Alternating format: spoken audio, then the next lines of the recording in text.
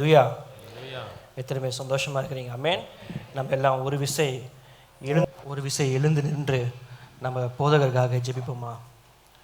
ஒரு விசை தான், ஒரு 2 நிமிஷம் மாத்திரம் நம்ம வசனத்தை கேட்பதற்கு முன்பதாக நம்முடைய கடமை. ஆமென். நம்முடைய போதகருக்காக ஜெபிப்பது நம்முடைய கடமையாக இருக்கிறது. நல்ல உள்ள ஆழத்தில் இருந்து நம்மளுக்காக ஊழியம் செய்ய ஹல்லேலூயா, ஹல்லேலூயா. சத்தத்தை உயர்த்தி ஜெபம் பண்ணுவோமா?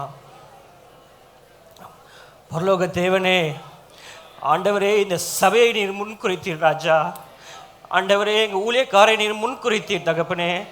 ஆண்டவர், என்னதான் போராட்டங்கள் வந்தாலும், என்ன இடர்கள் வந்தாலும், என்ன சுகவீனங்கள் வந்தாலும் ராஜா, ஆண்டவரே, இந்த ஊழியத்தை கொடுத்தவர் நீர். ஆண்டவரே, இந்த ஊழியத்தை அங்கீகரித்தவர் நீர். ஆண்டவரே, இந்த ஊழியக்காரரை அங்கீகரித்தவர் நீர் ராஜா. ஆண்டவரே, எந்த பக்கம் நெருக்கப்பட்டும், ஆண்டவர் எப்பக்கம் நாங்கள் நெருக்கப்பட்டும், ஆண்டவர் இந்த சத்தியத்தை விட்டு நாங்கள் விலகி போகாதபடிக்கு, ஆண்டவர் இந்த சத்தியத்திலே இன்றைக்கு நாங்கள் நிலைத்திருக்கிறோம் என்றால், ஆண்டவர் எந்த போராட்டம் வந்த பொழுதும் இந்த சத்தியத்திலே நாங்கள் இன்றைக்கு நிலைத்திருக்கிறோம் என்றால், ஆண்டவர் நீர் எங்களுக்கு கொடுத்த நல்ல மெய்ப்பனுக்காக ஸ்தோத்திரம். ஆண்டவர், நீர் எங்களுக்கு கொடுத்த நல்ல மெய்ப்பனுக்காக ஸ்தோத்திரம். ஆண்டவர், எங்கள் மெய்ப்பனுடைய சுகத்திற்காக நாங்கள் ஜெபிக்கிறோம் ராஜா. ஆண்டவரே, ஒரு செவிடன் வந்து ஆண்டவர் உம்மிடம் வந்து நின்ற பொழுது, ஆண்டவரே, செவிடன் காதுகளிலே ஆண்டவரே விரல்களை வைத்து, ஆண்டவரே, எப்பத்தா என்று சொன்னீரே, எப்பத்தாக்கு திறக்கப்படுவதாக என்றது அர்த்தம். ஆண்டவரே, எங்க ஊழியக்காரன், ஆண்டவரே, எங்கள் மெய்ப்பனுடைய இதயத்திலே ஆண்டவர் எத்தனை பிளாக் இருந்தாலும் ராஜா, சபையாராய் நாங்கள் ஜெபிக்கிறோம், சபையாராய் நாங்கள் ஜெபிக்கிறோம். எப்பத்தா என்ற வார்த்தையை வைத்து நாங்கள் ஜெபிக்கிறோம். திறக்கப்படுவதாக, எப்பத்தாவுக்கு என்பது திறக்கப்படுவதாக என்ற அர்த்தம்.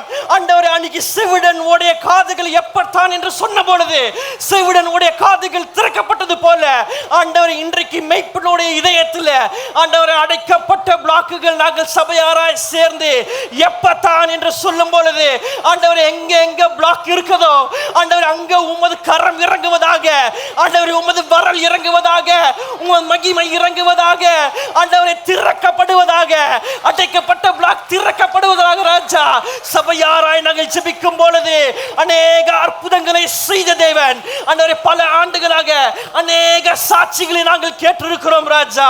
ஆண்டவரை வரும் நாட்களிலே சிகிச்சைக்கு முன்பதாக இருந்த அபிஷேகத்தை விட, ஆண்டவரே, சிகிச்சைக்கு அப்புறமேட்டு இருக்கிற அபிஷேகம், ஆண்டவரே, உமது வல்லமை, ஆண்டவரே, அளவில்லாமல், ஆண்டவரே, இன்னும் பெரிய காரியங்களை செய்வதற்கு, ஆண்டவரே, எங்க ஊழியக்காரை நாங்கள் ஒப்பு கொடுக்கிறோம் ராஜா. ஆண்டவரே, சத்தியத்திற்காக நிற்கிற மகன், ஆண்டவரே, சத்தியத்தை விற்காதபடிக்கு, ஆண்டவரே, இந்த கடைசி நாட்களிலே, ஆண்டவரே, சத்தியத்தை கொடுத்து வழிநடத்துகிற மெய்ப்பன் ராஜா. ஆண்டவரே, சுகத்தை நாங்கள் விரும்புகிறோம் தகப்பனே. சபையாராய் ஜெபித்திருக்கிறோம், ஒரு பூரண சுகத்தை, ஆண்டவர், வரும் நாட்களிலே, வரும் மாதங்களிலே, வருகிற ஆண்டுகளிலே, ஆண்டவர், நாங்கள் அதை காண கிருபை செய்யுங்க. பல சாட்சிகளை நாங்கள் எழுப்ப கிருபை பாராட்டுங்க ஆண்டவர். இன்னொரு சிகிச்சை, ஆண்டவரே, வாழ்நாள் முழுவதும், ஆண்டவர், வருகை தாமதிக்குமானால், ஆண்டவர், இன்னொரு சிகிச்சை, ஆண்டவர், எங்கள் மெய்ப்பனுக்கு வராதபடிக்கு, எங்களுடைய போதகருக்கு இன்னொரு சிகிச்சை வராதபடிக்கு, ஆண்டவர், இரத்த கோட்டைக்குள்ளே, ஆண்டவர், மூடி மறைத்துக் கொள்வீராக, ஆண்டவர், உங்கள் நிழலில் மறைத்துக் கொள்வீராக. ஆண்டவரே, உங்கள் பலவீனத்திலே என் பலன், ஆண்டவராகிய இயேசு கிறிஸ்துவின் பலன், சிலுவையிலே சிந்தப்பட்ட இரத்தம், ஆண்டவரே, எங்கள் மெய்ப்பனிலே இறங்குவதாக ராஜா. ஆண்டவர், மீதியான காரியங்களை கருத்தில் ஒப்பு கொடுக்கிறோம். மீட்பர் இயேசு நாமத்தில் ஜெபிக்கிறோம் எங்கள் ஜீவன தகப்பனே. ஆமென், ஆமென், ஆமென், ஆமென், ஆமென். ஹல்லேலூயா. அடிக்கடி நான் சொல்லுகிற விஷயம் என்னவென்றால், ஊழியத்திற்கு வருவதற்கு முன்பதாக நான் பெரிய ஆசீர்வாதமாக எண்ணினது, அநேக சொத்துக்கள் இருக்கணும், அநேக பணம் இருக்கணும், அப்படி தான் நான் எண்ணிட்டு இருந்தேன். ஆனால் இந்த ஊழியத்துக்கு வந்த அப்புறமேட்டு நான் அனுபவம் மூலியமாக கற்றுக்கொண்ட ஒரு விஷயம் என்னவென்றால், எங்கள் ஊழியக்கார குடும்பத்திற்கு பெரிய சொத்து இந்த சபை தான். ஆமென். அநேக பணங்கள் இருந்தாலும், பொருட்கள் இருந்தாலும், சபைன்னு சொல்லும்போது விசுவாசிகளாக, ஆத்துமாக்களாக நீங்கள் தான். ஆமென். ஆண்டவர் எங்களுக்கு கொடுத்த பெரிய ஆசீர்வாதம் ஆத்துமாக்கள். ஆமென். எங்களுக்கு நான் சிறு வயதிலிருந்து இருக்கும் பொழுது அநேக ஏற்றத்தாழ்வுகள் வந்தாலும், நல்ல காரியமாக இருந்தாலும் சரி, கெட்ட காரியமாக இருந்தாலும் சரி, எங்கள் கூட உறுதுணையாய் இம்மட்டுமாய் இந்நாள் வரைக்கும் நின்றது எங்கள் சபை விசுவாசிகள் தான். ஆமே. கர்த்தருக்கு நாங்கள் குடும்பமாய் நாங்கள் நன்றி கடமைப்பட்டிருக்கிறோம். ஆமேன். வசனத்துக்கு நேராக போகுவோம். 1 கொரிந்தியர் 1ஆம் அதிகாரம் 8வது வசனம். இந்த மாதத்துடைய வாக்குத்தத்தம் 1 கொரிந்தியர் 1ஆம் அதிகாரம் 8வது வசனம். நம்முடைய கர்த்தராகிய இயேசு கிறிஸ்துவின் நாளிலே நீங்கள் குற்றம் சாட்டப்படாதவர்களாய் இருக்கும்படி முடிவு பரியந்தம் அவர் உங்களை ஸ்திரப்படுத்துவார். முடிவு பரியந்தம் அவர் உங்களை ஸ்திரப்படுத்துவார். அவர் உங்களை ஸ்திரப்படுத்துவார். எதற்காக நம்மை முடிவு பரியந்தம் ஸ்திரப்படுத்துவார் என்றால், கர்த்தருடைய நாளிலே நாம் குற்றமற்றவர்களாய் நிற்கும்படி முடிவு பரியந்தம் கர்த்தர் நம்மளை ஸ்திரப்படுத்த வல்லமையுள்ள தேவனாக இருக்கிறார். ஆமேன். கர்த்தருடைய நாள் மிக சமீபமாக இருக்கிறது. ஆமேன். எத்தனை பேர் ஒற்றுக்கொள்கிறீங்க? கடந்த வாரத்தில் அநேக காரியங்கள், அநேக செய்திகள் சமாதானம் சமாதானம் என்று இந்த உலகம் பேசினாலும் இன்றைய தினத்தில் காலை வரைக்கும் சமாதானம் இல்லை. ஆமேன். அமெரிக்காவுடைய ஸ்போக்ஸ் பர்சனும் சரி, ஈரானுடைய ஸ்போக்ஸ் பர்சனும் சரி, இன்னைக்கு சுவிட்சர்லாண்டில் கூடி சமாதானத்துக்கு ஏதுவான காரியங்களை பேசி கொண்டிருக்கிற பொழுது இன்னொரு பக்கம் இஸ்ரேல் இராணுவம் லெபனானை தாக்கி கொண்டிருக்கிறது. ஆமேன். சமாதானத்திற்கு ஏதுவான காரியங்களை பேசி கொண்டிருக்கிறார்கள். ஆனால் அதோடைய அவுட்கம் பார்த்திங்கன்னா சமாதானத்துக்கு ஏதுவான காரியங்கள் இல்லை. ஆமேன். மக்கள் ஆங்கங்கே மரித்து கொண்டு தான் இருக்கிறார்கள். யுத்தத்தினாலே மரணம் உண்டாகி கொண்டு இருக்கிறது, பஞ்சத்தினாலே மரணம் உண்டாகி கொண்டு இருக்கிறது, வியாதிகளாலே மரணம் உண்டாகி கொண்டு இருக்கிறது, நேச்சுரல் கலாமிட்டிஸ், இயற்கையினாலே மரணம் அங்கங்கே உலகத்தில் நடந்து கொண்டு தான் இருக்கிறது. உலகம் ஒரு குழப்பத்திற்குள்ளே செல்ல ஆயத்தமாக இருக்கிறது. ஆமேன். இதெல்லாம் ஆண்டவராகிய இயேசு கிறிஸ்து 2000 ஆண்டுகளுக்கு முன்பதாக அவர் வரும் நாளிலே இவற்றையெல்லாம் சம்பவிக்கும் என்று கர்த்தர் சொல்லியிருக்கிறார். ஹல்லேலூயா. தேவ ஜனமாக இருக்கிற நாம் அதை அறிந்து நாம் தேவனுக்கு ஆயத்தப்படுகிற காலங்களை தாண்டி நம்ம காத்திருக்கிற காலத்தில் இருக்கிறோம். ஆமேன். ஆயத்தப்படுகிறது வேற, காத்திருக்கிறது வேற. அதுக்கு உதாரணமாய் சொல்ல வேண்டும் என்றால், நம்ம ஒரு ட்ரெயினை நம்ம பிடிக்க போகிறோம், ரயில்வே நிலையத்துக்கு போகிறோம், ரயில்வே ஸ்டேஷன் போகிறோம் அப்படின்னா 9 மணிக்கு ட்ரெயினை நம்ம 8:50 அங்கே ஆயத்தமாயிட்டு இருப்போமா இல்லை காத்திருப்போமா? காத்திருப்போம். நம்ம ஆயத்தம் படுறதுலாம் எங்கே? வீட்டிலேருந்து வரும்போதே ஆயத்தமாக தான் வருவோம். ஆமேன். இது ஆயத்தப்படுகிற காலங்கள் இல்லை, இது காத்திருக்கிற காலம். ஆமேன். ஆயத்தப்படவில்லை என்றால் இன்னும் கொஞ்சம் நாட்கள் இருக்கிறது. கர்த்தரைக்கு பின்பற்றி செல்லும் பொழுது, நம் மனம் திரும்பும் பொழுது கர்த்தர் நிச்சயமாய் நம்மளை காத்திருக்க வைப்பார். ஆமேன். அவருடைய ட்ரெயின் வந்த உடனே நம்ம என்ன பண்ணுவோம்? காத்திருக்கிறவங்க ட்ரெயினில் ஏறி உட்கார வேண்டியது. அதே போல தான் காத்திருக்கிறவர்களுக்கு மாத்திரம்தான் எக்கால சத்தம் காதுகளில் தொனிக்கும். காதுகளில் தொனிக்கும் பொழுது நம்ம அதை சந்தோஷப்படுறதுக்கு கூட நேரம் இருக்காது. எக்காலம் கேட்குது அப்படின்னு சந்தோஷப்படுறதுக்கு கூட நேரம் இருக்காது. எக்காலம் தொனிக்கும் இமை பொழுதிலே நாம் மறுரூபமாகி ஆண்டவரோடு பரலோகத்திலே அவரோடு கூட வாசம் செய்ய கர்த்தர் வருகிறார். ஆமேன். அவர் கூடிய சீக்கிரம் விரைந்து வந்து கொண்டு இருக்கிறார். அந்த நாளிலே, அந்த நியாய தீர்ப்பின் நாளிலே துன்மார்க்கராகியவர்களுக்கு அந்த நாள் ஒரு துக்கமான நாள், அது ஒரு கலக்கமான நாள். ஆனால் விசுவாசிகளாகிய நமக்கு, நீதிமான்களாகிய நமக்கு அது மகிமையின் நாள். ஹல்லேலூயா, ஹல்லேலூயா. அந்த மகிமையின் நாளிலே நாம் மகிமையாய் வெளிப்படும்படி, நம்மிடம் ஒரு குற்றம் கூட இல்லாத இருக்கும்படி கர்த்தர் நம்மளை முடிவு பரியந்தம் நம்மளை ஸ்திரப்படுத்த அவர் வல்லமையுள்ள தேவனாக இருக்கிறார். ஹல்லேலூயா. இங்கிலீஷில் பார்த்தோன்னா ரொம்ப அழகாக போட்டிருக்கிறது, கன்ஃபார்ம் அப்படின்னு ஒரு வேர்டு போட்டிருக்கு. கன்ஃபார்முக்கு பார்த்தீங்கன்னா என்ன கன்ஃபார்ம் அப்படின்னு சொல்லிட்டு நான் அதை ஆராய்ந்து பார்க்கும்பொழுது கிரேக்க மொழியில் பெப்பையோ அப்படின்னு ஒரு வார்த்தை இருக்குது. BEBAIOO, பெப்பையோ அப்படின்னு ஒரு வார்த்தை. அது இங்கிலீஷில் பார்த்தீங்கன்னா கேரண்டி. ஆமேன். நம்ம எத்தனை பேர் கேரண்டினா தெரியும்? நம்ம ஃப்ரிட்ஜு, ஒரு வாஷிங் மிஷின் வாங்கும்பொழுது என்ன கொடுப்பாங்க? கேரண்டி. 2 வருஷம் கேரண்டி, 3 வருஷம் கேரண்டி, 5 வருஷம் கேரண்டி கொடுப்பாங்கல்ல. அதே வார்த்தை தான் கிரேக்க மொழியில் போட்டிருக்குது. கர்த்தர் என்ன பண்ணுறாரா? நம்மளுக்கு கேரண்டி கொடுக்குறார். அது தமிழில் உறுதியான வாக்குறுதி. உறுதியான வாக்குறுதியை கொடுத்து என்ன சொல்லுகிறான்றான்? நான் உன்னை ஸ்திரப்படுத்துவேன் என்று சொல்லுகிறார். ஹல்லேலூயா. அநேக கம்பெனியில் பார்த்தீங்கன்னா 5 வருஷம் 6 வருஷம் கழிச்சு கேரண்டி என்ன ஆகிடும்? எக்ஸ்பைரி ஆகிடும். நம்ம எக்ஸ்டெண்ட் பண்ணணும், என்ன பண்ணணும்? எக்ஸ்ட்ராவாக பே பண்ணணும். சார் நீங்கள் நாங்கள் கேரண்டி எக்ஸ்டெண்ட் பண்ணுறோம், நீங்கள் பே பண்ணால் என்ன பண்ணோம்? கேரண்டியை நாங்கள் எக்ஸ்ட்ரா பே பண்ணுங்க அப்படின்னு சொல்லுவாங்க. ஆனால் நம்முடைய ஆண்டவர் இலவசமாக சொல்லுகிறார், முடிவு பரியந்தம். ஆமேன். கடைசி மூச்சு நம்ம சரீரத்திலேருந்து கடைசி மூச்சு போக மட்டும், அப்படின்னா நம்ம வருகையிலே செல்லும் மட்டும் கர்த்தர் நம்மளை ஸ்திரப்படுத்த வல்லமையுள்ள தேவனாக இருக்கிறார். ஹல்லேலூயா. அதுக்கு அடுத்து 9வது வசனத்தை வாசிப்போம். நம்முடைய குமாரனும் தம்முடைய குமாரனும் நம்முடைய கர்த்தருமாய் இருக்கிற இயேசு கிறிஸ்துவுடனே ஐக்கியமாய் இருப்பதற்கு உங்களை அழைத்த தேவன் உண்மையுள்ளவர். நம்மளை எதற்காக அழைத்திருக்கிறார்? ஐக்கியமாய் இருப்பதற்கு, நம்மோடு ஐக்கியமாக இருப்பதுக்கு. ஆமென். வானத்தையும் பூமியும் உண்டாக்கின தேவன். ஹல்லேலூயா. இந்த பூமி அவருக்கு பாதப்படியாக இருக்கிறது. அவர் ஒரு சொல்லுக்கு காற்றும் கடலும் அவர் சொல்லுக்கு கீழ்ப்படிதலாக இருக்கிறது. ஆமென். அப்படிப்பட்ட தேவன் நம்ம சரௌண்டிங் ஏரியா எடுத்துக்கிட்டிங்கன்னா என்னது, கொளத்தூர், மாதவரம், அண்ணாநகர், மொகப்பேர், சூரப்பேடு, மாதவரம், இங்கே இருக்கிற சிறு சிறு பட்டணங்களில் இருக்கிற சிறுமைப்பட்டவர்கள் கூட ஆண்டவர் என்ன சொல்கிறாருன்னா, உங்களோடு ஐக்கியமாய் இருப்பதற்கு நான் என்ன பண்ணேன், நான் உங்களோடு அழைத்திருக்கிறேன் என்று கர்த்தர் சொல்லுகிறார். ஆமென். அழைத்து எப்படி இருக்கிறாராம்? உண்மை உள்ளவராக இருக்கிறார். ஆமென். நாம் என்ன போராட்டங்கள் நாம் சந்தித்தாலும் நம்மளை அழைத்த தேவன் உண்மை உள்ளவர் என்று நாம் மறக்கவே கூடாது. ஆமென். கண்ணீரின் பள்ளத்தாக்கில் நாம் சென்றாலும் நம்மளை அழைத்த தேவன் உண்மையுள்ள தேவன். ஆமென். உங்களை அழைத்த தேவன் உண்மையுள்ள தேவன். ஆமென். பக்கத்தில் இருக்க ஆளை பார்த்து சொல்லுங்க, எதற்கும் பயப்படாதிருங்கள், எதற்கும் கலங்காதிருங்கள், ஏனென்றால் உங்களை அழைத்தவர் என்னை அழைத்தவர் உண்மை உள்ளவராக இருக்கிறார். ஹல்லேலூயா. இன்றைக்கு நாம் நம் போதகரை பார்க்கிறோம். எத்தனை சிகிச்சை சென்றாலும் வலுவாமல் கீழே விழாதபடிக்கு இங்கே நிற்கிறார் என்றால் கர்த்தர் கொடுத்த அழைப்பிலே கர்த்தர் உண்மை உள்ளவராக இருக்கிறார். ஹல்லேலூயா. இன்றைக்கு நாம் இங்கே அமர்ந்திருக்கிறோம் என்றால் அவருடைய சுத்த கிருபை. ஏனென்றால் அவர் நம்மளை அழைத்த தேவன், அவர் உண்மை உள்ளவராக இருக்கிறார். ஹல்லேலூயா. நம் கணவன் மனைவியாக இருக்கிறோம், பிள்ளைகள் பெற்றோராக இருக்கிறோம்.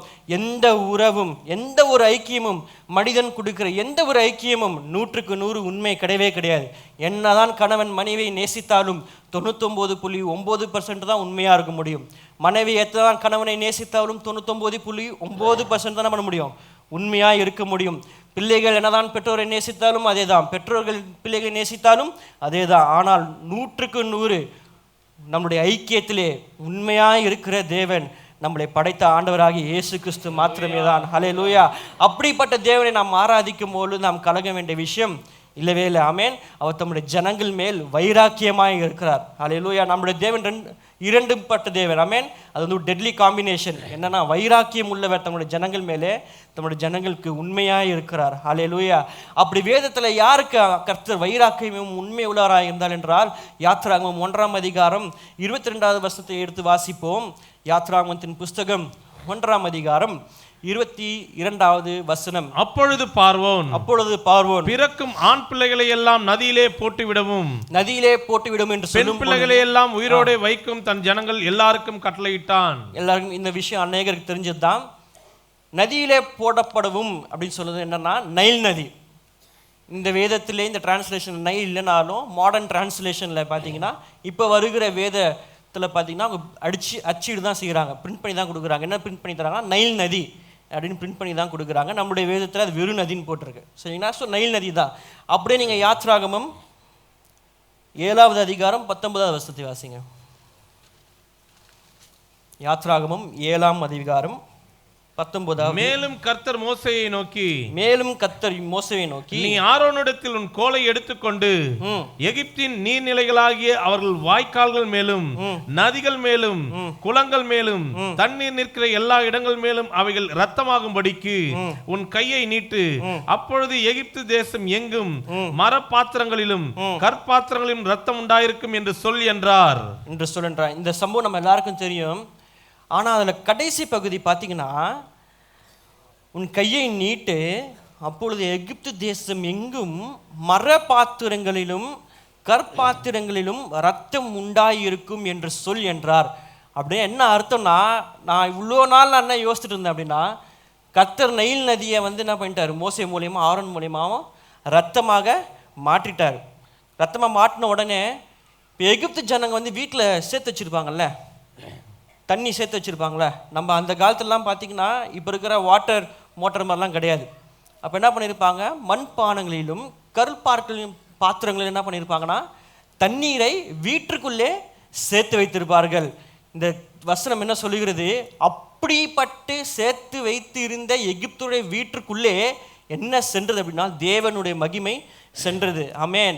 நைல் நதியில் நான் ஏன் சொன்னேன்னா, கர்த்தர் வந்து வைராக்கியம் உள்ளவர். எகிப்தின் இஸ்ரவேல் ஜனங்களை மோசேயும் நைலிலே அவன் செத்திருக்க வேண்டும். ஆமென்.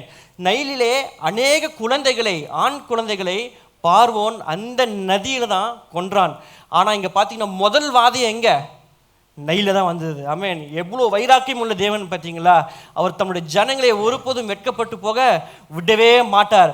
மோசே வந்து நைல செத்திருக்க வேண்டும். ஆனால் மோசே பாதுகாத்து அவனை ஆயத்தப்படுத்தி திருப்பி கொண்டு வந்து நிறுத்தும் பொழுது கர்த்தர் 10 வாதையை கொடுத்து என்ன பண்ணார் என்றால் தேவனுடைய மகிமையை வெளிப்படுத்தினார். 18வது வசனம் கடைசி பகுதியை வாசித்தீங்கன்னா அது இப்படி சொல்லுகிறது, கர்த்தர் இதனால் நானே கர்த்தர் என்பதை அறிந்து கொள்வாய் என்று கர்த்தர் சொல்கிறார் என்று சொல் என்றார்.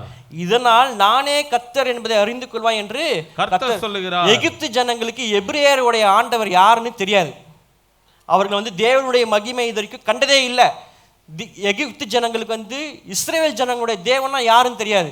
எகிப்தில் வந்து அநேக தேவர்கள், சூரிய தேவனத்தையும் நதியையும் தேவனாக அவர்கள் வழிபட்டு கொண்டிருந்தார்கள்.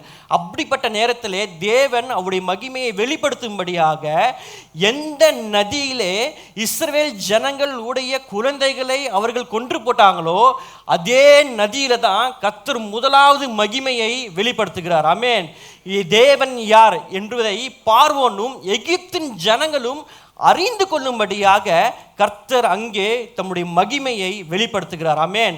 எந்த நதியில குழந்தைகள் கொன்று போடப்பட்டார்களோ அதே நதியில கர்த்தர் தம்முடைய முதல் வாதையை ஆரோன் மூலமாக மோசே மூலமாக செய்து கர்த்தர் தம்முடைய மகிமையை மோசே மூலமாய் வெளிப்படுத்தினது போல இன்றைக்கு கர்த்தர் உங்கள் வாழ்க்கையிலையும் உங்களை கொண்டு நீங்கள் எந்த இடத்துல, நம்ம அநேக இடத்துல செத்துருக்கணுங்க. இன்னைக்கு நம்ம இருக்கிறோம் அப்படின்னா கர்த்தர் நம்மளை அழைத்த அழைப்பில், கர்த்தர் நம்மளுக்கு வைத்திருக்கிற ஐக்கியத்தில் உண்மையா இருந்தபடினால்தான் நம்ம ஜீவனோடு இருக்கிறோம். ஆமென். எந்த இடத்துல நம்ம தீமைகளை சந்தித்திருக்கணுமோ, எந்த இடத்துல நம்ம இழப்புகளை சந்தித்திருக்கணுமோ அந்த இடத்துல நம்மளை உருவாக்கி, நம்மளை மோசையை உருவாக்கி ஆயத்தப்படுத்தி வந்த நதியை நிறுத்தினது போல இன்றைக்கும் கர்த்தர் நம்மளை உருவாக்கி ஆயத்தப்படுத்தி எந்த இடத்துல நம்ம தீமையை சந்தித்திருக்கணுமோ அந்த இடத்துல நம்ம கொண்டு வந்து நிறுத்தி நம்ம மூலமாய் கர்த்தர் மகிமையாய் பல காரியங்களை செய்ய இன்னைக்கு வல்லமையுள்ள தேவனாக இருக்கிறார். ஹல்லேலூயா.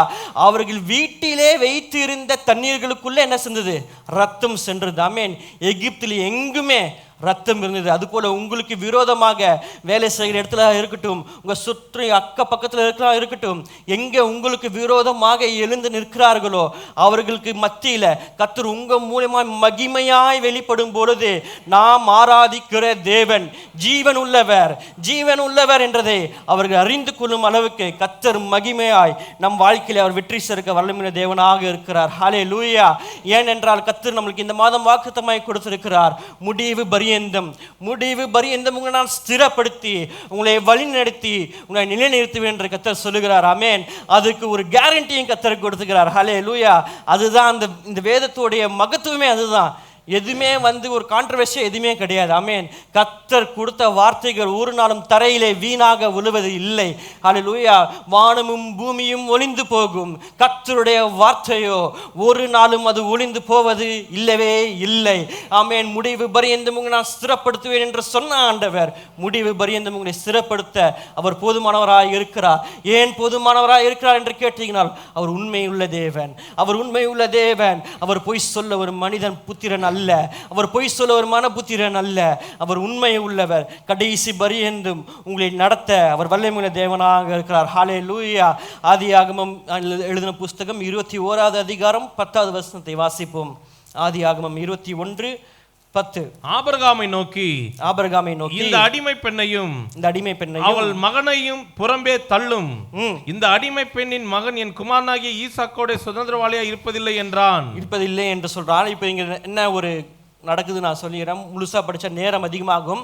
ஆபிரகாமுக்கு மொத்தமாக 2 பிள்ளைகள், ஒன்று இஸ்மவேல், இன்னொன்று ஈசாக்கு. இஸ்மவேல் எகிப்தின் அடிமையாக பிறந்த, எகிப்தின் அடிமையாக இருக்கிற ஆகார் பிறந்ததான் இஸ்மவேல்.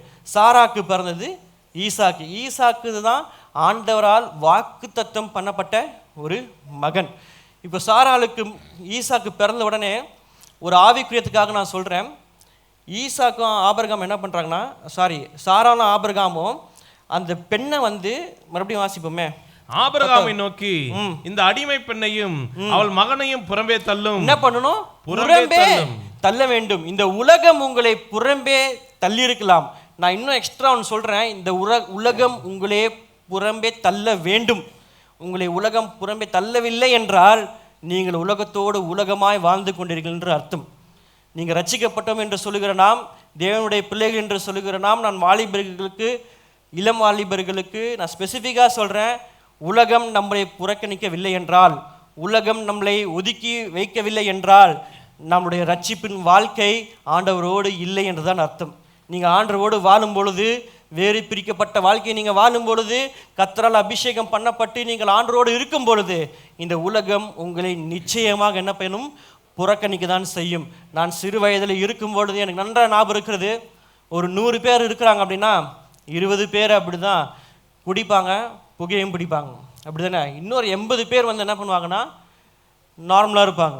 நான் காதால் கேட்டு, நான் சிறு வயதாக இருக்கும்போது, நான் காலேஜ் படிக்கும்போதே அது மாறிடுச்சு. நான் சிறு வயதாக இருக்கும்போது சொல்லுவாங்க, நீ கல்யாணத்துக்குலாம் போகிறோம், நல்ல விஷயத்துக்கு போகிறோன்னா அந்த 80 பேர் சேர்ந்து சொல்லுவாங்க, அந்த 20 பேர் என்ன பண்ணாதீங்க, கூப்பிடாதீங்க, நல்ல விஷயத்துக்கு போகிறோம். நல்லா குடிச்சிட்டு வந்து போதை என்ன பண்ணுவாங்க, எதனா ஒரு தேவையில்லாத காரியங்களே அவர்கள் செய்வார்கள். ஆனால் நீங்கள் பார்த்து என்ன பண்ணுங்கள், நடந்துக்கங்க. அந்த பார்த்து அந்த 20 பேர் என்ன பண்ணுங்கள், கூப்பிடுங்க அப்படின்னு சொல்கிறது வழக்கமாக இருந்தது. ஆனால் இப்பொழுது நல்ல காரியமாக இருக்கட்டும், கெட்ட காரியங்களாக இருக்கட்டும், 80 பேர் குடித்து புகைப்பிடிக்கிறார்கள், 20 பேர் தான் என்ன பண்ணுறாங்க, நல்லவர்களாய் இருக்கிறார்கள். இவர்கள் என்ன செய்வார்கள், 80 பேர் சேர்ந்து 20 பேரை புறக்கணித்து வைப்பார்கள். இவனுக்கு வாழ தெரியல, உலகத்தில் ஜாலியாக இருக்க தெரியல அப்படின்னு சொல்லிட்டு புறக்கணித்து வைப்பார்கள். நீங்கள் தேவனுக்காக வாழும் பொழுது இந்த உலகம் உங்களை நிச்சயமாக புறக்கணிக்க தான் செய்யும். நீங்கள் நன்று நினைத்து பாருங்கள், இந்த உலகம் உங்களை புறக்கணிக்கிறதா இல்லையான் என்று. இந்த உலகம் உங்களை புறக்கணிக்கவில்லை என்றால் நீங்கள் உலகத்தோடு உலகமாய் நீங்கள் வாழ்ந்து கொண்டிருக்கிறீர்கள். தேவனுக்காக நீங்கள் வாழவில்லை அப்படி தான் என்ற அர்த்தம். நீங்கள் தேவனுக்காக வாழும் பொழுது இந்த உலகம் உங்களை புறக்கணிக்கும். அந்த இன்னொரு பார்த்தீங்கன்னா, என் குமாரனை ஈசாக்கோடே சுதந்திரவாளியாக இருப்பதில்லை. இந்த உலகத்திலே உங்களுக்கு வாழ்வதற்கு சுதந்திரம் இல்லை.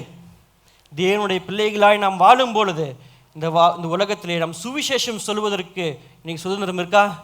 கிடையாது. நாம் ஆராதிக்க சுதந்திரம் இருக்கா? கிடையாது. கனடா, யுஎஸ், யூரோப் ஆகிய தேசத்திலே இன்றைக்கு நீங்கள் சுவிசேஷம் திருப்பிரசங்கம் செய்ய வேண்டும் என்றால் ஹேட் ஸ்பீச் அப்படின்னு என்ற ஒரு லாவை கொண்டு வந்து இன்றைக்கி என்ன பண்ணுறார்கள், பிரசங்கையாகரையும் அநேகரையும் சிறையிலே பிடித்து கொண்டு போகிறார்கள். இன்றைக்கு இந்தியாவுக்கும் அதே நிலைமை தான். நம்மளுக்கு சுதந்திரம் இல்லாமல் தான் வாழ்ந்து கொண்டு இருக்கிறோம். ஹல்லேலூயா. அது 14வது வசனத்தை வாசிப்போம்.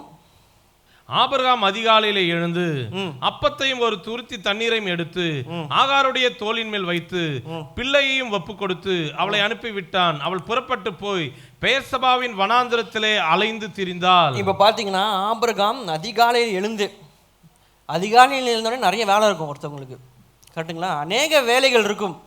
அவன் செய்கிற முதல் வேலை என்னன்னா புறக்கணிக்கிறது தான் முதல் வேலை. இன்றைக்கு நம்மளுக்கு சுற்றி இருக்கிறவங்களும் சரி, கூட பிறந்தவங்களாக இருக்கட்டும், சொந்தக்காரங்களாக இருக்கட்டும், நண்பராக இருக்கட்டும், நம்ம வேலை செய்ய இடத்துல இருக்கிற மனிதர்களாக இருக்கட்டும், சக விசுவாசிகளாகவே கூட இருக்கட்டும், அவங்களுக்கு அநேக வேலை இருந்தாலும் அவங்க ஃபஸ்ட்டு நம்மளை புறக்கணிச்சுட்டு தான் மற்ற வேலை பார்ப்பாங்க. ஆமென். அது எத்தனை பேர் அனுபவப்பட்டிருக்கீங்கன்னு தெரியல, ஆனால் நான் நிறைய இடத்துல அனுபவப்பட்டிருக்கேன். நம்மளை புறக்கணிச்சிட்டு தான் அவங்க என்ன பண்ணுவாங்கன்னா மற்ற வேலையை ஆரம்பிப்பாங்க. அது போல தான் ஆபிரகாம் காலையில் எழுந்தவுடன் தன்னுடைய மனைவின் பேச்சை கேட்டு என்ன பண்ணுறான், ஃபஸ்ட்டு எடுத்த உடனே அந்த நாளை ஆரம்பிக்கும் பொழுது என்ன பண்ணுறான் அப்படின்னா, அப்பத்தையும் ஒரு துருத்தி தண்ணீரையும் எடுத்து. ஒரு துருத்தி தண்ணீர் அப்படின்னா, ஒரு துருத்தி எப்படி இருக்கும்னா, அந்த காலத்தில் பார்த்தீங்கன்னா ஒரு பேக் மாதிரி இருக்கும்.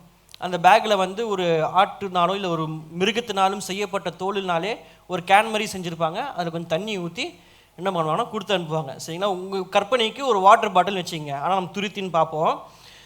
போட்டு அவளை அனுப்பிவிட்டான். அவள் புறப்பட்டு போய் பெயர்சபாவின் வனாந்திரத்திலே அலைந்து திரிந்தாள். அடுத்த வசனத்தை வாசிப்போம். துருத்தியில் இருந்த தண்ணீர் செலவழிந்த பின்பு அவள் பிள்ளையை ஒரு செடியின் கீழே விட்டு. என்ன ஆயிடுச்சு அப்படின்னா, வனாந்திரத்திலே அலைந்து திரிந்து கொண்டிருக்கிறார் ஆகார். துருத்தில் இருந்த தண்ணீர் என்ன ஆயிடுச்சு, செலவழிந்த பின்பு. எப்போ செலவழிந்த பின்பு அவன் என்ன பண்றா, தன்னுடைய குழந்தையை ஒரு செடியின் கீழ் விட்டு பிள்ளையை சாகிறதை நான் பார்க்க மாட்டேன் என்று எதிராக அம்பு பாயும் தூரத்திலே போய் உட்கார்ந்து சத்தமிட்டு அழுதாள். அம்பு பாயும் தூரம் அப்படின்னா 150லேருந்து ஒரு 200 மீட்டர். சரிங்களா? அந்த ஒரு தூரத்திலே உட்கார்ந்து சத்தமிட்டு அழுதாள். அடுத்த வசனம், தேவன் பிள்ளையின் சத்தத்தை கேட்டார். தேவன் யாருடைய சத்தத்தை கேட்டார்? பிள்ளையின் சத்தத்தை கேட்டார். பிள்ளையும் அழுது கொண்டிருக்கிறது. அந்த சத்தத்தை கேட்டு தேவதூதன் வானத்திலிருந்து ஆகாரை கூப்பிட்டு ஆகாரே, ஆகாரே, உனக்கு என்ன சம்பவித்தது? என்ன சம்பவித்தது? பயப்படாதே, பயப்படாதே. பிள்ளை இருக்கும் இடத்திலே தேவன் அவன் சத்தத்தை கேட்டார். நீ எழுந்து பிள்ளையை எடுத்து அவனை உன் கையினால் பிடித்துக் கொண்டு போ, அவனை பெரிய ஜாதியாக்குவேன் என்றார். ஹல்லேலூயா. சுதந்திரம் இல்லாதவங்க ஆகார். சுதந்திரம் இல்லாமல் ஆபிரகாம்னாலையும் சாரானாலையும் புறக்கணிக்கப்பட்ட ஒரு நிலைமை. வனாந்திரத்துக்குள்ளே ஒரு அப்பத்தையும் ஒரே ஒரு தண்ணீரையும் ஒரு துருத்தியும் கொடுத்து வனாந்திரத்திலே அவள் அலைந்து திரிகிறாள்.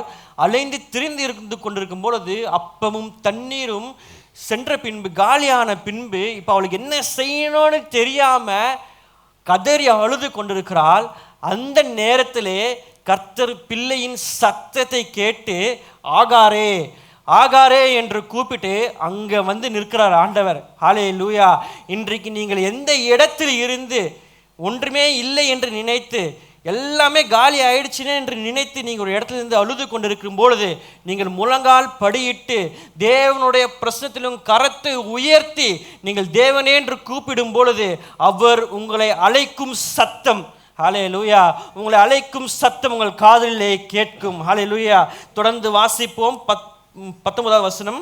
தேவன் அவனுடைய கண்களை திறந்தார். அப்பொழுது அவள் ஒரு தண்ணீர் துறவை கண்டு, துறவை கண்டு. துறவை அப்படின்னா கிணறுன்னு அர்த்தம். சரிங்களா? நல்லா ஞாபகம் வச்சுங்க. துறவுனா என்ன? கிணறு, தண்ணீர் உள்ள ஒரு கிணறை கர்த்தர் வந்து ஆகாருக்கு காட்டுகிறார். ஹல்லேலூயா.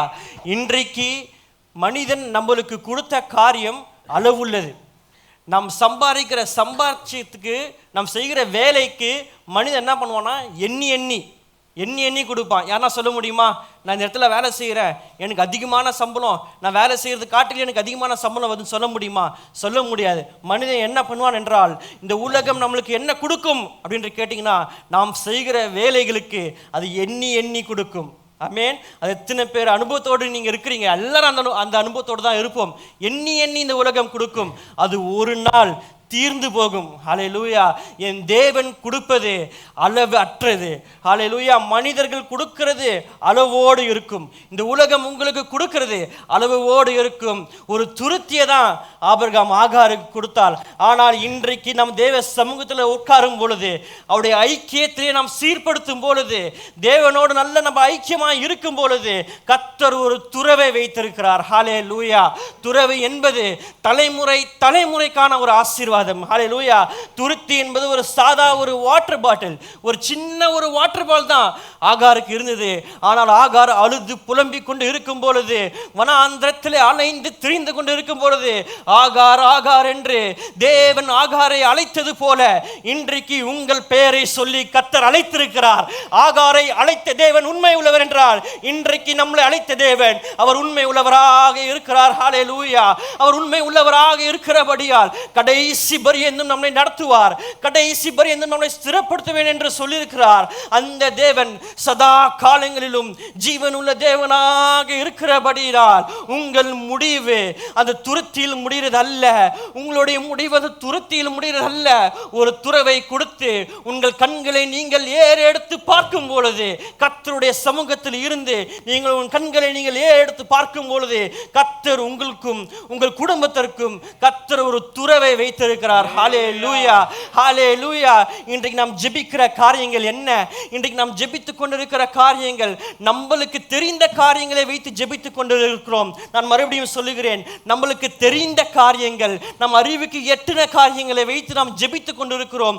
ஒரு துருத்திக்காக நாம் ஜெபித்துக் கொண்டிருக்கிறோம். ஆண்டவரே, இந்த துருத்தி காலி ஆயிடுச்சு. ஆண்டவரே, ஆண்டவர் என்கிட்ட இருந்த அந்த ஒரு துருத்தி மட்டும்தான் ஆண்டவரே, அந்த துருத்தியும் இப்ப காலியானது, நான் என்ன செய்வேன் என்று தெரியாமல் நாம் ஜெபித்துக் கொண்டிருக்கிறோம். கொண்டிருக்கிறோம், அழுத்து ஜெபித்து கொண்டிருக்கிறோம், முழங்கால் படியிட்டு ஜெபித்து கொண்டிருக்கிறோம். ஆனால் இந்த காலை வேளையில திருச்சபைக்கு கர்த்தர் கொடுக்கிற தீர்க்க தரிசனமான வார்த்தை என்றால், நீ ஜெபிக்கிறதை தாண்டி இன்னொரு காரியத்தை நான் வைத்திருக்கிறேன். ஹல்லேலூயா. நீங்கள் அறிந்த காரியத்துக்காக ஜெபித்துக் கொண்டிருக்கிறீர்கள், அறியாத நன்மையை கர்த்தர் வைத்திருக்கிறார். ஹல்லேலூயா. நீங்கள் அறிந்த காரியத்துக்காக நீங்கள் ஜெபித்துக் கொண்டிருக்கிறீர்கள், அறியாத ஒரு நன்மையை நீங்கள் கண்களை ஏறெடுத்து வானத்திற்கு நேராக நீங்கள் பார்க்கும் பொழுது நீங்கள் அறியாத ஒரு நன்மையை கர்த்தர் வைத்திருக்கிறார். என் வழிகள் உன் வழிகள் அல்ல, என் நினைவுகள் உன் நினைவுகள் என்று சேனைகளின் கர்த்தர் சொல்லுகிறார். இந்த வசனம் அனைவருக்கு தெரியும். ஆனால் அடுத்த வசனம் இப்படியாக சொல்லுகிறது, வானத்தை பார்க்கி பூமியை பார்க்கிலும் வானங்கள் எப்படி உயர்ந்து இருக்கிறதோ அது போலவே அப்படியே என் வழிகளும் உங்கள் வழிகள் போல அல்ல, உங்கள் நினைவுகள் போல அல்ல, என் வழிகளும் என் நினைவுகளும் உயர்ந்து இருக்கிறது கர்த்தர் சொல்லுகிறார். வானத்திற்கும் பூமிக்கும் மேலாக எந்த உயரமாய் இருக்கிறது வானம், அப்படிப்பட்ட உயரத்திலே இருக்கிறார் நம்ம ஆண்டவராகிய இயேசு கிறிஸ்து. ஆமென். நீங்கள் அறியாததும் உங்களுக்கு எட்டாததுமான பெரிய காரியங்களை செய்ய கர்த்தர் உங்களை அழைத்திருக்கிறார். நாம் இன்றைக்கு ஒரு துருத்திக்காக அழுது கொண்டிருக்கிறோம். இந்த துருத்தி உங்கள் முடிவு அல்ல. இன்னைக்கு நான் காலை வேளையில் நான் தியானிக்கும் பொழுது, காலையில் ஒரு 5:30 மணிக்கு நான் எழுந்து தியானிக்கும் பொழுது கர்த்தர் இந்த வார்த்தையை கொடுத்தார். துருத்தி உங்கள் முடிவு அல்ல.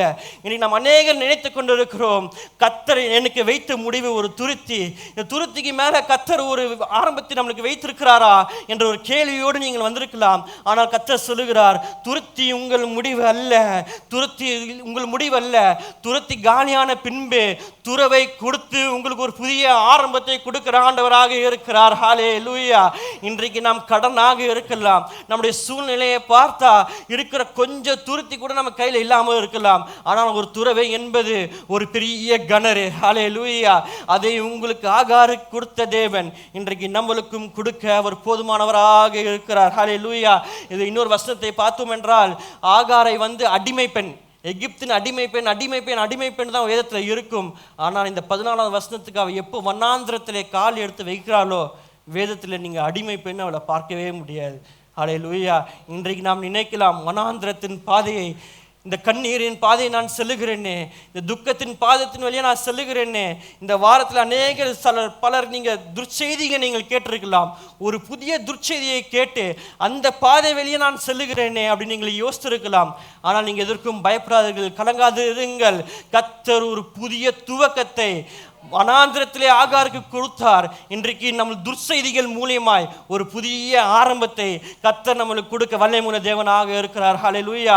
நாம் நினைக்கிற காரியங்களை போல கர்த்தர் செய்வதல்ல, நாம் நினைக்கிற போல கர்த்தர் செய்வதல்ல.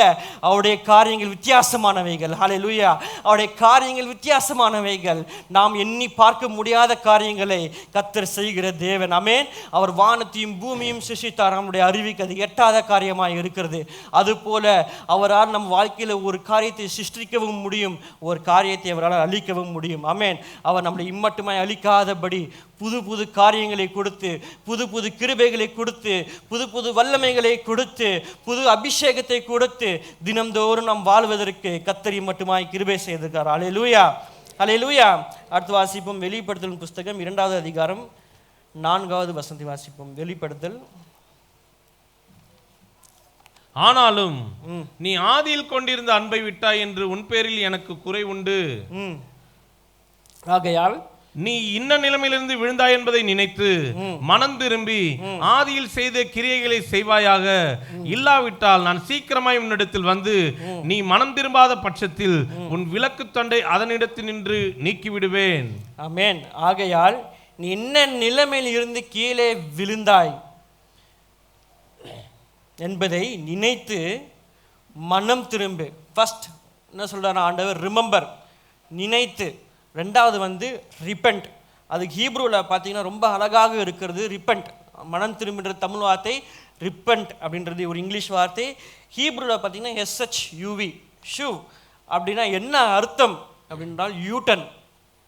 அப்போ மனம் திரும்புறது அப்படின்னா மனம் திரும்புதல். தமிழ் வார்த்தையிலே அழகாக இருக்குது. என்ன பண்ணணும்? திரும்பணும். நீங்கள் நம்ம அநேகர் என்ன யோசிக்கணும்னா, இப்போ நம்ம கூகுள் மேப்பில் ஒரு போடுறோம், ஒரு இடத்துக்கு நம்ம போய் சேரணும் அப்படின்னு இருக்கும் பொழுது, நம்ம மேப் பிரகாரம் ஃபாலோ பண்ணிட்டே போயிட்டு இருக்கும் பொழுது ஒரு தப்பான ஒரு டேர்ன் எடுத்துட்டோம் அப்படின்னா நம்ம என்ன பண்ணணும்? யூ டர்ன் பண்ணணும். கூகுள் மேப் என்ன பண்ணணும்? யூட்டன் காட்டும். நம்ம யோசித்தா மட்டும் போதுமா? வண்டி போய் என்ன பண்ணணும்? திருப்பணும்.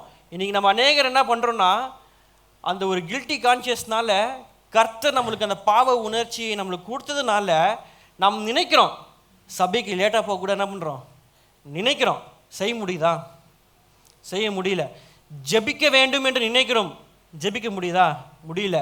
உபவாசம் செய்ய வேண்டும் என்று நினைக்கிறோம், நினைக்கிறது நல்லதுதான், ஆனால் அது செய்து முடித்தாதான் மன திரும்புதல். ஆமென். எத்தனை பேருக்கு இந்த சத்தியம் புரியுது? நீங்கள் ஒரு டைரக்ஷனில், நீங்கள் ஒரு வழியில் நீங்கள் போயிட்டுருக்கும் பொழுது தவறாக செல்கிறீர்கள் அப்படின்றது தேவன் போதகர் மூலமாய் அநேக கட்டளையை கொடுத்து உங்களுக்கு வார்த்தைகளை போதகர் மூலமாய் கர்த்தர் கொடுத்து கொண்டு தான் இருக்கிறார். நீங்கள் தவறான வழிகளை சென்று கொண்டு இருக்கிறீர்கள். கூகுள் மேப் எப்படி சொல்லுதோ அதுபோல் வாரம் போதகர் மூலமாக என்ன வருது? வார்த்தை, எச்சரிப்பின் வார்த்தை வந்து கொண்டு தான் இருக்கிறது. ஆனாலும் நாம் அந்த நேரத்தில் நினைக்கிறோமே தவிர்த்து போதகர் சொல்ல நாம் செய்ய வேண்டும், வேதத்தில் சொல்ல வேண்டும் நாம் செய்ய வேண்டும் அப்படின்னு அந்த நேரத்தில் நாம் நினைக்கும் போதே தவிர்த்து திங்கட்கிழமை, செவ்வாய், புதன் உலகத்தோடு நம்ம வேலைகளை செய்யும் பொழுது நம் மனம் திரும்புகிறோமா? இன்றைக்கு அது ஒரு பெரிய கேள்விக்குறியாக இருக்கிறது. ஆமென். சர்ச்சுக்கு லேட்டாக வரக்கூடாதுன்னு நம்ம போதகர் எவ்வளோ கட்டளை கொடுத்தாலும் போதகர் பேசுறது தான் பண்ணுவார், அவர் இந்த விஷயத்த சொல்லிட்டு தான் இருப்பார் அப்படின்னு அலட்சியமாய் இருக்கிற ஜனங்கள் அநேகம் உண்டு. நான் யோசித்தேன், அது போதகர் சொல்லுகிறது அல்ல, அது தேவன் எடுக்கிற பிரயாசம். ஆமென். அது நீங்கள் போதகர் சொல்லுகிறது என்று நினைக்காதிருங்கள், அது தேவன் அவர் எடுக்கிற பிரயாசம். ஆண்டவராகிய இயேசு கிறிஸ்து பிரயாசப்பட்டு போதகர் மூலமாய் அநேக கட்டளையை இந்த சபைக்கு அவர் கொடுத்து கொண்டு தான் இருக்கிறார். ஆனால் பரலோக தேவன் பிரயாசப்பட்டு நம்மளுக்கு கொடுக்குற சத்தியத்தின்படி நாம் நடக்கிறோமா அப்படின்னு கேட்டிங்கன்னா பெரிய கேள்விக்குறியாக இருக்கிறது. அதனால் கர்த்தர் இந்த வசனத்தில் சொல்கிறார், ஆனாலும் நீ ஆதியில் கொண்டு இந்த அன்பை விட்டாய். நம்ம ரட்சிக்கப்பட்ட பொழுது, இந்த சபைக்கு நம்ம புதுசாக வளர்ந்த பொழுது, நம்ம போதகர்கிட்டையும் சரி இந்த சபைக்கிட்டையும் சரி நம்ம ரட்சிப்பில் நம்முடைய ஆதி அன்பில் நாம் எப்படி இருந்தோம், இந்த சபையில் நாம் இருக்கும் பொழுது, ரட்சிக்கப்படும் பொழுது, நம் ஞானஸ்தானம் எடுக்கும் பொழுது நாம் எப்படி இருந்தோம் அப்படின்ற காரியத்தை நினைத்து மனம் திரும்ப வேண்டும். ஆமென். மனம் திரும்புன்றது நான் சொன்ன மாதிரி யூட்டன் 180 டிகிரிஸ் இப்படி நான் நிற்கிறேன்னா அப்படியே பின்னாடி, அதுதான் மனம் திரும்புதல். ஆமென். அதுக்கு அடுத்து ஒரு காரியம் போட்டிருக்கிறது, மனம் திரும்பி ஆதியில் செய்த கிரியைகளை செய்வாயாக. உங்களுடைய கிரியைகள் என்ன பண்ணணும்னா, ஆதியிலே நீங்கள் என்னென்ன கிரியைகளை தேவனுக்காக செய்து கொண்டிருந்தீர்களோ அந்த கிரியைகளை நீங்கள் செய்ய வேண்டும். அல்ல இன்னைக்கு ஞானஸ்தானம் எடுக்க அநேக வாலிபர்கள் உட்கார்ந்தாலும் நான் சொல்லுகிறேன், மன்னம் திரும்பி ஞானஸ்தானம் எடுக்கும் பொழுது கர்த்தர் ஒரு துருத்தியை இல்லை, கர்த்தர் ஒரு துறவை உங்களுக்கு கொடுக்க அவர் போதுமான தேவனாக இருக்கிறார். ஹல்லேலூயா. மோசேயை கொண்டு நைல் நதியில் இப்படி மகிமையாய் வெற்றி சேர்ந்தாரோ உங்கள் வாழ்க்கையிலும் கர்த்தர் மகிமையாய் வெற்றி சேர்ந்திருக்க அவர் வல்லமையுள்ள தேவனாக இருக்கிறார். ஹல்லேலூயா. உன் விளக்கு தண்டை அதன் எடுத்து நின்று நீக்கி விடுவேன். அதற்கு முன்பதாக வாசிக்கிறோம், நான் சீக்கிரமாய் உன்னிடத்தில் வந்து நீங்கள் மனம் திரும்ப இல்லை என்றால், அதுவும் ஒரு வார்த்தை தான், நீங்கள் மனம் திரும்பவில்லை என்றால் நான் உங்களிடத்தில் எப்படி வருவேன்னா சீக்கிரமாய் வருவேன். நம்ம ஆண்டவருக்கு கீழ்ப்படியும் பொழுது நாம் பார்த்துருக்கோம், அருணோதயம் போல கர்த்தர் எப்படி வருவார், வேகமாய் வந்து நம்மளுக்கு மலையை போஷிக்கிற தேவனாக இருக்கான்னு பார்த்துருக்குறோம். இந்த வசனம் சொல்லுது, நாம் தேவனுக்கு கீழ்ப்படியாது இருக்கும் பொழுது, போதகருடைய கட்டளைக்கு கீழ்ப்படியாமல் இருக்கும் பொழுது, மனம் திரும்பாமல் இருக்கும் பொழுது கர்த்தர் எப்படி வருவாராம், வேகமாய் வந்து உங்கள்கிட்ட இருக்கிற விளக்கு தண்டை அதனிடத்தில் நின்று நீக்கி விடுவேன். உங்கள் இடத்து நின்று விளக்கு தண்டை கர்த்தர் எடுத்து போடுவேன் ஒரு எச்சரிப்பின் சத்தமாக கொடுக்கிறார். ஹல்லேலூயா. இந்த சத்தத்தை நாம் கேட்டு நாம் மனம் திரும்பி தேவனுக்காக நம் வாழ்க்கையை ஒப்பு கொடுத்து கர்த்தருடைய கட்டளையின்படியும் போதகருடைய போதனைகள் படி நாம் நடக்கும் பொழுது கர்த்தர் ஒரு துருத்தி இல்லாமல் கர்த்தர் நம்மளுக்கு ஒரு துறவை கொடுக்க வல்லமையுள்ள தேவனாக இருக்கிறார். ஹல்லேலூயா. கடைசியாக ஒரு வசனத்தை வாசித்து முடிப்போம். அபகுக் தீர்க்கதரிசனத்தின் புஸ்தகம் 3ஆம் அதிகாரம் 2ஆம் வசனம். அபகுக், குறித்த காலத்துக்கு தரிசனம் இன்னும் வைக்கப்பட்டிருக்கிறது, முடிவிலே அது விளங்கும், அது பொய் சொல்லாது, அது தாமதித்தாலும் அதற்கு காத்திரு, அது நிச்சயமாய் வரும், அது தாமதிப்பதில்லை. அது இல்ல, வருஷத்தின் நடுவே உங்களை உயிர்ப்பிப்பேன் என்ற ஒரு வசனம் பாருங்க.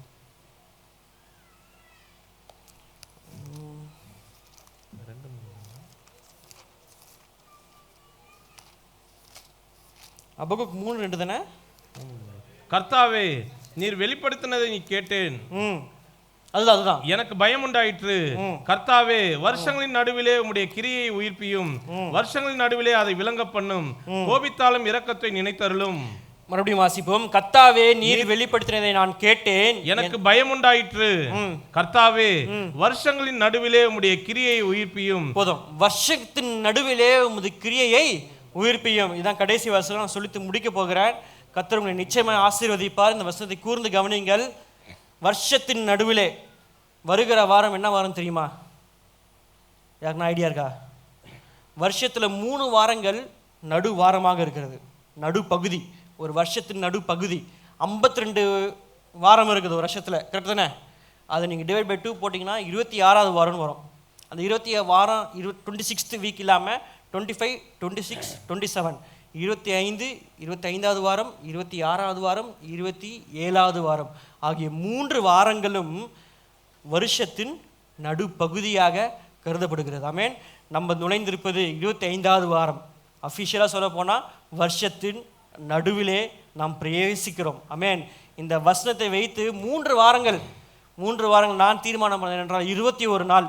உலக பிரகாரமான படிப்பில் என்ன சொல்லுவது என்றால், ஒரு ஹேபிட்டை நீங்கள் ஹாபியை ஆக்கணும் அப்படின்னா 21 நாள் ஒரு காரியத்தை நீங்கள் தொடர்ந்து செய்வீர்கள் என்றால் அது உங்கள் வாழ்க்கையிலே அப்படியே நடக்கும் அப்படின்று உலக பிரகாரமாக சொல்கிறார்கள். இன்றிலிருந்து ஒரு 3 வாரம் நீங்கள் கணக்கு பண்ணீங்க அப்படின்னா 7 நாள், ஒரு வாரத்துக்கு 7 நாள், 3 வாரம் எவ்வளோ ஆயிடுச்சு? 21 வாரம். இந்த வருஷத்தின் நடுவே நீங்கள் கடக்கும் பொழுது இந்த வசனம் உண்மையாக நீங்கள் உபவாசித்து, நீங்கள் வேணால் சேலஞ்ச் பண்ணி, நீங்கள் ஆண்டவர்கிட்ட மன்றாடி, ஆண்டவர் இந்த 3 வாரம் நான் ஒரு வேளை உபவாசம் எடுக்கிறேன், 2 வேளை நான் உபவாசம் எடுக்கிறேன், வருஷத்தின் நடுவிலே எங்கள் கிரியைகளை உயிர்ப்பியும், உங்களுடைய கிரியை உயிர்ப்பியும், வருஷத்தின் நடுவில் அதை விளங்க பண்ணும். ஆண்டவரே, இந்த 6 மாதங்கள் நான் சில காரியங்கள் நான் காத்து கொண்டு இருந்தேன், என் வாழ்க்கையில் எதுவுமே நடக்கல ஆண்டவரே. ஆண்டவர் இந்த 3 வாரம் நான் உபவாசித்து நீங்கள் தேவனோடு பொருத்தனை பண்ணி பாருங்கள். இந்த வசனம் வருஷத்தின் நடுவிலே தம்முடைய கிரியையை அவர் உயிர்ப்பிப்பார். ஹல்லேலூயா. அவருடைய கிரியையை அவரிடம் விளங்க பண்ணுவார். ஆமென். நம்ம வாழ்க்கையில் அவர் விளங்க பண்ண அவர் போதுமான தேவனாக இருக்கிறார். ஹல்லேலூயா. நம்ம எழுந்து அப்படியே ஜெபிப்போமா? நல்ல ஒரு பொருத்தனை செய்வோமே. ஆண்டவரே, வருஷத்தின் நடுவில் இருக்கிறோம் ராஜா. ஆண்டவர், வருஷத்தின் நடுவிலே ஆண்டவரே நீ கிரியைகளை உயிர்ப்பிக்கிற தேவனாக இருக்கிறீர். ஆண்டவரே, வருஷத்தின் நடுவிலே ஆண்டவரே உம் கிரியைகளை, ஆண்டவரே உமது அபிஷேகத்தை, ஆண்டவரே உமது மகிமையை ஆண்டவரே நீர் விளங்க பண்ணுவீராக. ஆண்டவரே நீர் விளங்க பண்ணுவீராக. ஆண்டவரே, இந்த வருஷத்தின் பாதியை ஆண்டவரே நாங்கள் கடந்து போகும் பொழுது ஆண்டவரே நாங்கள் துரத்தியோட இந்த வருஷத்தை ஆரம்பிக்கலாம். ஆண்டவரே, ஒரு சாதாரண ஆண்டவரே கொஞ்சம் தண்ணீரோடு ஆண்டவரே ஒரு துரத்தியோடு நாங்கள் இந்த வருஷத்தை நாங்கள் ஆரம்பித்திருக்கலாம் ராஜா. ஆண்டவரே, ஆனாலும் நாங்கள் உம்மோடு இருக்கிற ஐக்கியத்தை நாங்கள் சீர்படுத்தும் பொழுது ஆண்டவர் நீர் அழைத்த தேவனாக இருக்கிறீர். ஆண்டவர் நீர் உண்மையுள்ள தேவனாக இருக்கிறீர் ராஜா. எங்களுடைய ஐக்கியத்தை நாங்கள் சீர்படுத்தும் பொழுது வெளிப்படுத்தல் 2வது அதிகாரம் 5ஆம் வசனத்தின் பிரகாரம் ஆண்டவரே நாங்கள் மனம் திரும்பும் பொழுது, ஆண்டவரே ஆதி அன்பிலே நாங்கள் நிலைத்திருக்கும் பொழுது, ஆண்டவரே ஆதி கிரியைகளை நாங்கள் செய்யும் பொழுது, ஆண்டவரே துரத்தியோடு இந்த வருஷத்தை நாங்கள் ஆரம்பித்திருக்கலாம். ஆனால் இந்த வருஷத்தின் நடுவே நாங்கள் கடந்து செல்லும் பொழுது ஆண்டவரே இன்னொரு 3 வாரத்தில் ஆண்டவரே ஒரு துறவை எங்கள் வாழ்க்கையில நீர் கொடுப்பீர் நாங்கள் விசுவாசிக்கிறோம் ராஜா. ஆண்டவரே, ஆகாரே ஆகாரே என்று கூப்பிட்ட தேவன், வனாந்திரத்திலே கூப்பிட்ட தேவன் ராஜா. ஆண்டவர், இந்த காலை வேளையிலே ஆண்டவரை நாங்கள் ஜெபித்துக் கொண்டிருக்கிற இந்த வேளையிலே ஆண்டவர் இந்த பிள்ளைகளை நீர் பேர் சொல்லி அழைக்கும்படி நாங்கள் ஜெபிக்கிறோம். ஆண்டவர், நீர் பேர் சொல்லி அழைத்து இருக்கிறீர் தகப்பனே. ஆண்டவர், நீர் ஒரு பொழுதும் கைவிடாத தேவன் அல்ல. ஆண்டவரே, நீர் வைராக்கியம் உள்ளவர், நீர் உண்மை உள்ளவராக இருக்கிறீர். ஆண்டவரே, உமது ஜனத்தை நீர் ஒருபோதும் வெட்கப்பட்டு போவதில்லை. ஆண்டவரே, நாங்கள் வெட்கப்பட்டு போவதில்லை ராஜா. ஆண்டவரே, நாங்கள் எங்கே கீழே விழுந்தோம் என்று நினைத்து பார்க்கிறோம்.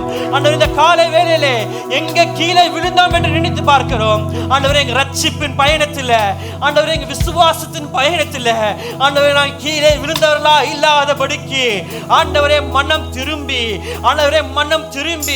ஆண்டவரே நீர் வருகிற நாட்களிலே ஆண்டவரே வருகை நாட்களிலே ஆண்டவர் நியாய தீர்ப்பு நாளிலே ஆண்டவரே மகிமையான நாளிலே ஆண்டவரே நாங்கள் மகிமையாய் வெற்றி சிறக்கும்படிக்கு ராஜா ஆண்டவரே நீர் எங்களை கடைசி பரியந்தம் ஆண்டவரே கடைசி பரியந்தம் முடிவு பரியந்தம் நான் உங்களை நடத்துவேன் என்று சொன்னீரே ஆண்டவரே முடிவு பரியந்தம் நான் உங்களை ஸ்திரப்படுத்துவேன் என்று சொன்னீரே ராஜா ஆண்டவரே அநேக துஷ்ட செய்திகளால ஆண்டவரே அநேக துஷ்ட செய்திகளால ஆண்டவர் துஷ்ட செய்திகளை கேள்விப்பட்டு ஆண்டவரே மனம் நொந்து போய் ஆண்டவரே இருளின் பள்ளத்தாக்கில் நடந்து கொண்டிருக்கிற பிள்ளைகள் உண்டு ஆண்டவரே கண்ணீரின் பள்ளத்தாக்கில் நடந்து கொண்டிருக்கிற பிள்ளைகள் உண்டு ஆண்டவரே தங்களுடைய பிள்ளைகளுக்காக கண்ணீர் வடிக்கிற பெற்றோர்கள் உண்டு ராஜா ஆண்டவரே இருந்தாலும் ஆண்டவரே கர்த்தர் நல்லவர்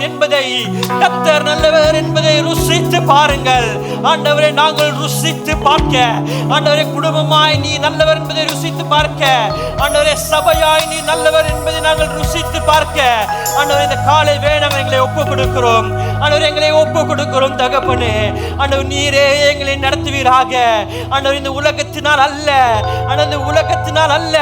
ஆண்டவர் இந்த உலகத்தினுடைய இச்சையினாலும் ஆண்டவர் உலகத்தில் உள்ள பொருட்களினால் அல்ல ராஜா ஆண்டவரே எங்களுடைய ஒத்தாசை பரலோகத்திலிருந்து வருவதாக ஆண்டவரே இந்த ஆண்டை ஆரம்பித்தது போல இந்த ஆண்டை நாங்கள் முடிக்காமல் ஆண்டவரே மகிமையாய் வெற்றி சிறக்க கிருபை செய்வீராக ஆண்டவர் என்னதான் போராட்டங்கள் வந்தாலும் ஆண்டவரே என்னதான் சோதனைகள் வந்தாலும் ஆண்டவரை ஜெயிக்கிறவர்களாய் ஆண்டவரை உமது ஜனம் ஆண்டவரை தோற்றதே இல்லை ஆண்டவரால் வேதத்திலே பார்க்கிறோம் ஆண்டவர் உமது ஜனங்கள் தோற்றதே இல்லை ராஜா ஆண்டவர் உமது ஜனங்கள் வெட்கப்பட்டு போனதே கிடையாது தகப்பனே ஆண்டவர் உமது ஜனங்களாய் இருக்கிற நாங்களும் ஆண்டவர் எதிலும் தோற்று போகாதபடிக்கு ஆண்டவரை ஒன்றத்திலையும் தோல்வி அடையாதபடிக்கு ஆண்டவரை ஜெயம் உள்ள ஆண்டவர் ஜீவியத்தை நாங்கள் வாழ ஆண்டவர் ஜெயம் உள்ள ஒரு ஜீவியத்தை வாழ்கிற கிருபை பாட்டுங்க ராஜா ஹல்லேலூயா கரங்களை உயர்த்தி சொல்லுவோமா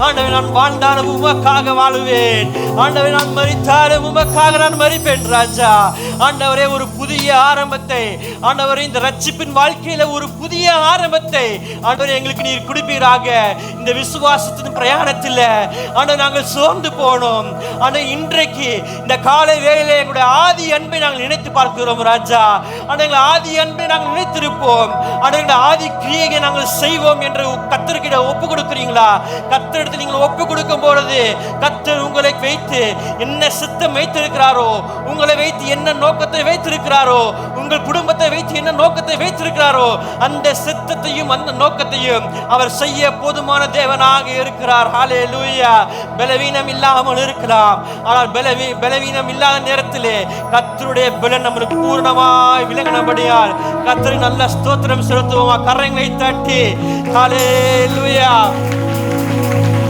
ஹல்லேலூயா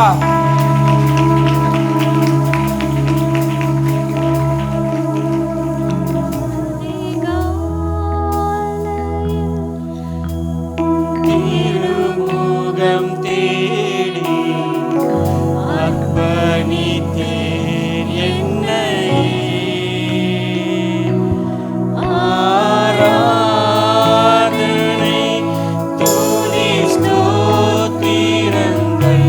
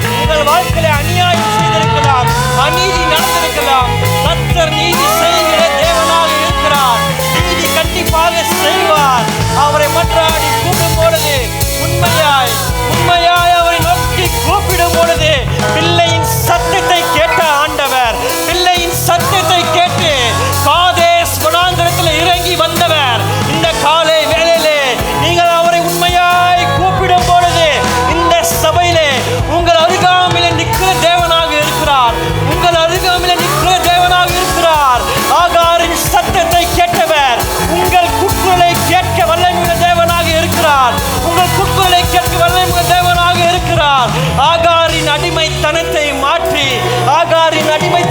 மாற்றி ஒரு புதிய துவக்கத்தை கொடுத்தவர் இன்றைக்கு உங்களுக்கும் ஒரு புதிய துவக்கத்தை, ஒரு புதிய ஆரம்பத்தை கொடுக்க வல்லமையுள்ள தேவனாக இருக்கிறார்.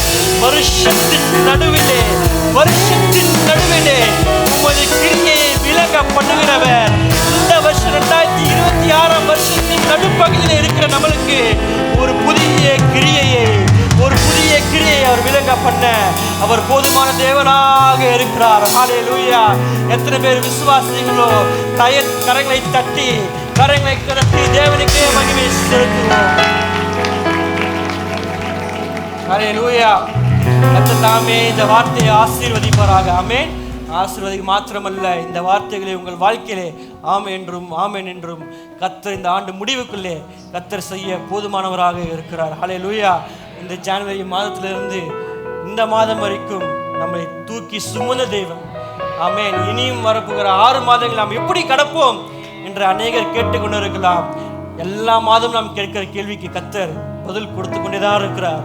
வருகிற 6 மாதத்துக்கும் கர்த்தர் பலத்தை கொடுத்து, பதிலையும் கொடுத்து, ஆசீர்வாதத்தை கொடுத்து நம்மை நடத்தி செல்ல வல்லமையுள்ள தேவனாக இருக்கிறார். ஆமென்.